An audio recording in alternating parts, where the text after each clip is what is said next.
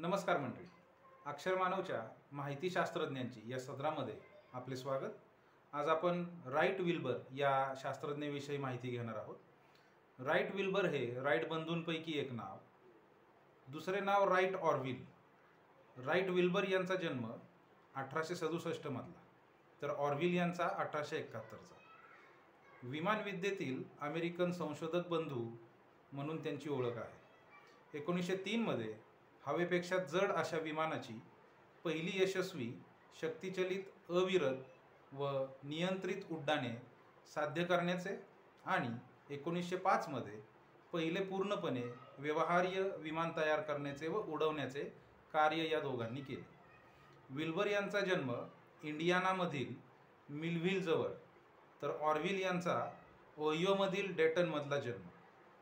दोघांचेही शिक्षण उच्च माध्यमिक शाळेपलीकडे गेले नव्हते, तरी सुद्धा त्यांनी काळासोबत तंत्रविद्याविषयक साहित्याचा आणि गणिताचा अभ्यास केला। त्याच वेळी त्यांनी वर्तमानपत्राची घडी घालणाऱ्या यंत्राचा आराखडा तयार करून एक मोठे मुद्रणालय उभारून त्यांनी प्रारंभीच आपले यांत्रिक कौशल्य दाखवून दिले होते।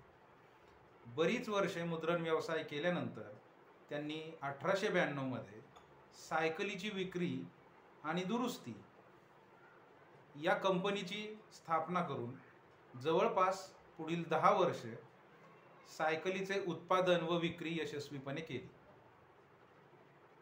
याच वेळी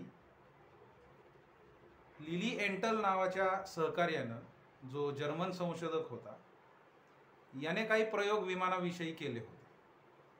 या उड्डाणविषयक केलेल्या प्रयोगासंबंधी तसेच 1896 मध्ये ग्लायडिंगमधील अपघाताबद्दल राईट बंधूंना माहिती मिळाली। त्यांच्या झालेल्या अपघातानंतर त्यांचा जो मृत्यू झाला, या बातमीमुळे राईट बंधूंनी विमानविद्येचा सखोल अभ्यास करण्याचे ठरवले।